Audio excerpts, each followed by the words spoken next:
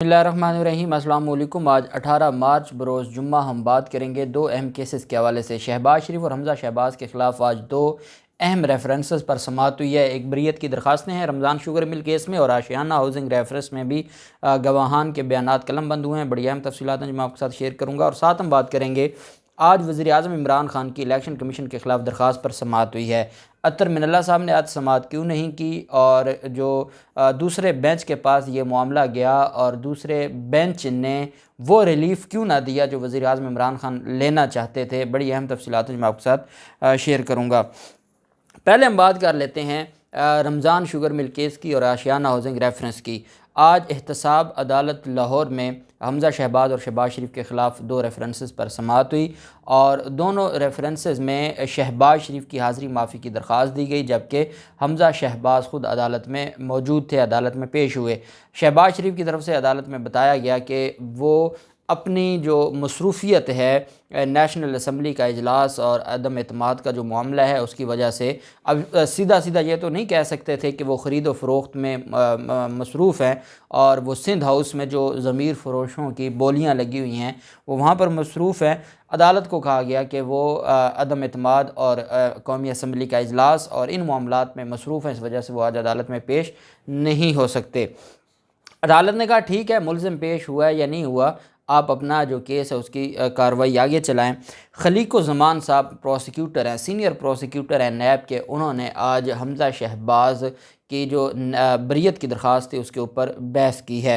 हमज़ा शहबाज के वकील अमजद परवेज़ साहब भी अदालत में मौजूद थे। अमजद परवेज़ साहब ने भी बहस की है, जबकि खलीक़ुज़्ज़मान साहब ने भी रमज़ान शुगर मिल केस में बहस की है। जो नैब प्रोसिक्यूटर हैं उन्होंने अदालत से कहा कि आज शहबाज शरीफ और हमज़ा शहबाज दोनों की जो दरख्वास्तें हैं बरीयत की, उनको सुना जाए और उनको सुनने के बाद इसको डिसाइड किया जाए। इनकी जो दरख्वास्तें हैं वो काबिल समाअत नहीं हैं और ना ही इनकी दरख्वास्तों पर इनको बरीयत मिलनी है, लेकिन ये सिर्फ मामले को लिंगर ऑन करने के लिए, ये सिर्फ मामले को लटकाने के लिए और अदालत का वक्त ज़ाय करने के लिए ये सारा कुछ किया जा रहा है। हमारी बहस तैयार है, हम चाहते हैं कि शहबाज शरीफ और हमज़ा शहबाज दोनों की हद तक बहस सुनी जाए, और हम ये चाहते हैं कि आज ही इसको मुकम्मल किया जाए। जिस पर अमजद परवेज़ साहब ने कहा कि हमज़ा शहबाज की हद तक तो मैं आज बहस कर दूंगा, लेकिन शहबाज शरीफ की हद तक आज बहस इसलिए नहीं करूंगा कि शहबाज शरीफ चाहते हैं कि वो अपनी मौजूदगी में, उनकी मौजूदगी में बहस हो।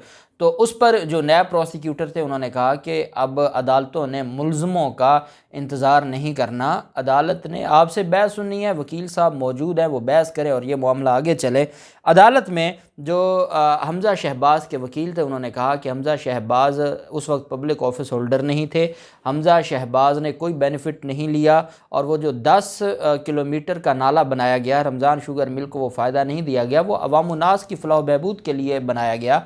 वहाँ पर बाकायदा उसका एस्टीमेट लगाया गया, वहाँ पर बाकायदा जो उसकी फॉर्मेलिटीज़ थी वो पूरी की गई, बाकायदा अप्रूवल आई कैबिनेट से, और उसके बाद वहाँ पर नाला बनाया गया। और वो नाला अगर रमज़ान शुगर मिल को भी फ़ायदा होता है तो वो, अगर बाकी लोग फ़ायदा उठा रहे थे, अवाम उन्नास का एक प्रोजेक्ट है, तो उसका फ़ायदा फिर रमज़ान शुगर मिल को भी होता है। तो ये कहना कि ये सिर्फ रमज़ान शुगर मिल को फ़ायदा पहुंचाने के लिए ये 10 किलोमीटर का नाला बनाया गया जिस पर करोड़ों रुपए लगा दिए गए, ये झूठ है और ऐसा कुछ भी नहीं है। जिस पर खलीक़ुज़्ज़मान साहब जो नैब प्रोसिक्यूटर थे उन्होंने अदालत से कहा कि जो इनका केस है ये शहबाज शरीफ भी उस वक्त वज़ीर आला थे, शहबाज शरीफ की मंजूरी से ये सारा कुछ हुआ। शहबाज शरीफ और शहबाज शरीफ के बेटों का ये कारोबार है, उन्होंने अपने कारोबार को बेहतर करने के लिए सरकार का पैसा इस्तेमाल किया, मिस यूज़ ऑफ अथॉरिटी की। कौन नहीं जानता कि हमज़ा शहबाज जो शहबाज शरीफ का दफ्तर यही चलाता था, इसी के ऑर्डर से सारा मामला चलता था।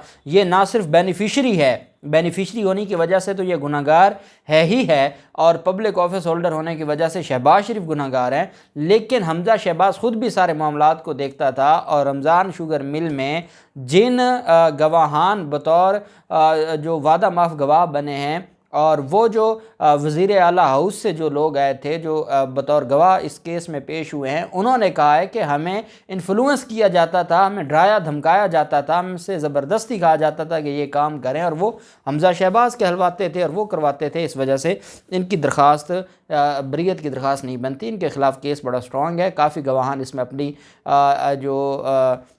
کافی گواہان اپنے بیانات قلم بند کروا چکے ہیں، اس وجہ سے ان کی درخواست خارج کی جائے۔ عدالت نے جو شہباز شریف اور حمزہ شہباز کی بریت کی درخواستوں پر سماعت 2 اپریل کے لیے ملتوی کی ہے، جبکہ آشیانہ ہاؤسنگ ریفرنس میں جو شہباز شریف ہے ان کی حد تک وہاں بھی حاضری معافی کی درخواست دی گئی۔ جو احد چیمہ ہے سابق ڈی جی ایل ڈی، وہ عدالت میں موجود تھے، ان کی بھی حاضری لگائی گئی، اور 2 گواہان نے اپنے بیانات قلم بند کروائے آشیانہ ہاؤسنگ ریفرنس میں، اور 2 گواہان اپنے بیانات قلم بند کروانے کے بعد جو شہباز شریف کیونکہ لاسٹ ڈیٹ آف ہیئرنگ پر کہہ کر گئے تھے کہ جو میرے خلاف گواہ پیش ہوں گے وہ میری موجودگی میں ان کے اوپر جرح ہونی چاہیے، اس وجہ سے ان پر جرح آج نہیں ہو سکی، صرف ان کے بیانات قلم بند ہوئے ہیں۔ عدالت نے 1 روزہ حاضری معافی کی درخواست منظور کرتے ہوئے 2 اپریل تک اس کیس کی سماعت بھی ملتوی کر دی۔ اب آپ دیکھتے جائیں کہ یہ اس وقت کی بات ہے جب یہ حکومت میں نہیں تھے، اور اگر یہ کسی وقت یا مستقبل میں کبھی دوبارہ اقتدار میں آتے ہیں تو پھر ان کے خلاف یہ عدالتیں کیسے انصاف دیں گی؟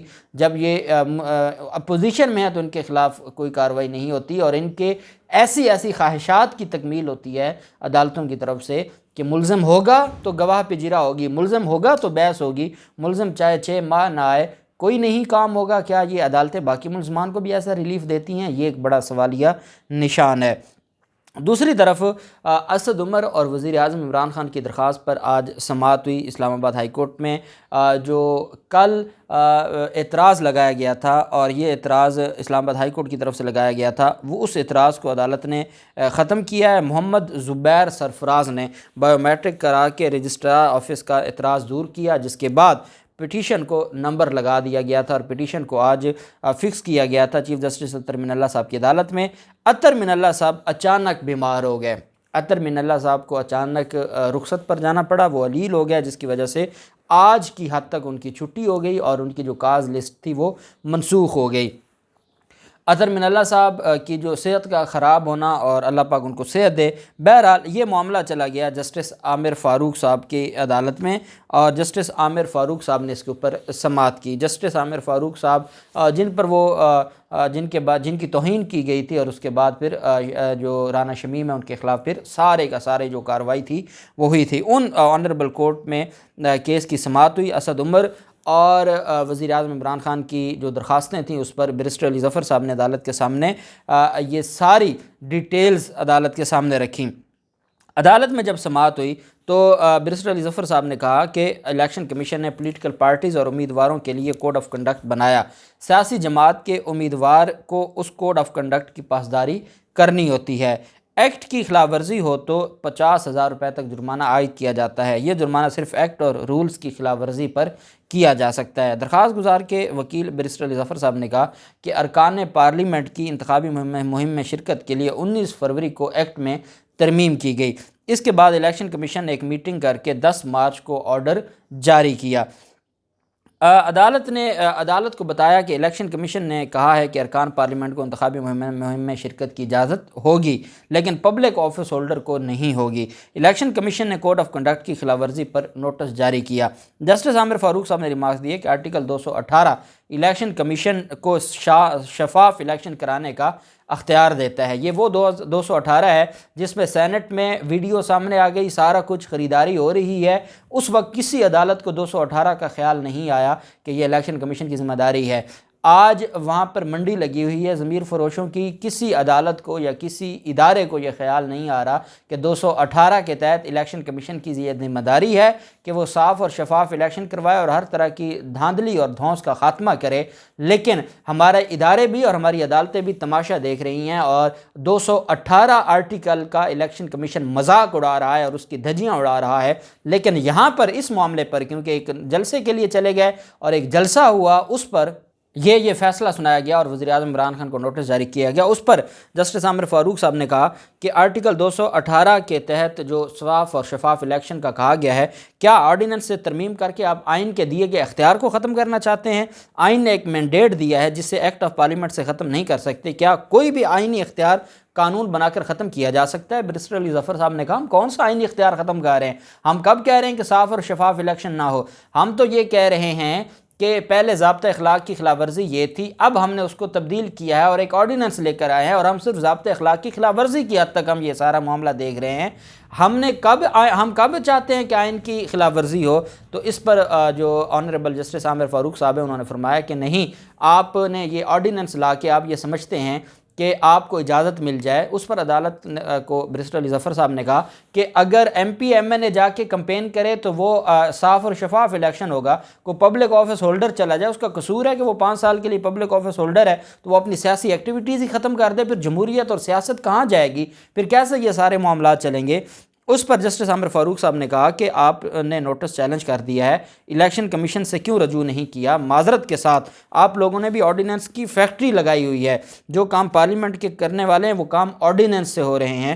بیرسٹر علی ظفر صاحب نے کہا کہ یہ نوٹس امیدوار یا سیاسی جماعت کو جاری ہو سکتا ہے، افراد کو نہیں۔ اسد عمر کو جو نوٹس ملا وہ پٹیشن کے ساتھ لگا ہوا ہے، اور اس میں آپ دیکھ سکتے ہیں کہ یہ نوٹس قابل قبول نہیں تھا۔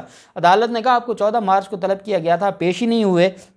پیش تو ہوتے، ان کا نوٹس غلط تھا یا درست تھا، آپ پیش تو ہوتے۔ جس پر علی ظفر صاحب نے کہا کہ غلط کام تھا، غلط نوٹس تھا، ہم کیوں پیش ہوتے؟ تبھی تو ہم آپ کے پاس آئے ہیں کہ ان کا نوٹس کرنے کا اختیار ہی نہیں تھا۔ آرڈیننس غلط ہے، درست ہے، آئین کے مطابق ہے یا نہیں ہے، وہ جناب کے پاس پاور ہے، وہ الیکشن کمیشن کے پاس تو پاور نہیں ہے کہ وہ اس کو اس حساب سے دیکھے اور وہ اس کو خود ہی اپنی طرف سے تشریح کر کے نوٹس بھیجتا رہے۔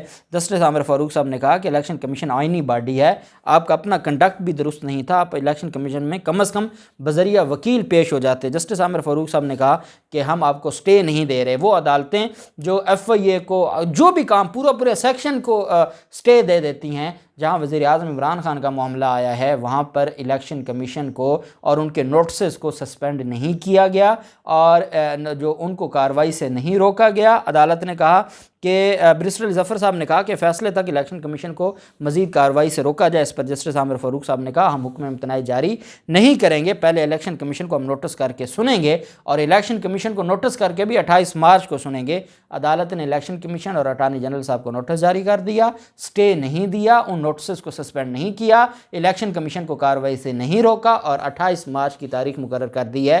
جب یہ معاملات ہوں، یہاں پہ ہم دیکھتے ہیں کہ عدالتوں کے آرڈرز ہوتے ہیں، کسی کی گھر کو نیلام کیا جاتا ہے اس پر بھی 4 سال یہ سٹے مل جاتا ہے، اور یہاں پہ وزیر اعظم، اور کیونکہ وزیر اعظم کا معاملہ ہے اور دوسری طرف الیکشن کمیشن اور اپوزیشن ہے، اس وجہ سے 28 مارچ تک کیس کی سماعت ملتوی کر دی ہے اور عدالت نے سٹے نہیں دیا۔ دیکھتے ہیں 28 مارچ کو کیا ہوتا ہے، جو بھی تفصیلات ہوں گی آپ کے ساتھ شیئر کرتے رہیں گے۔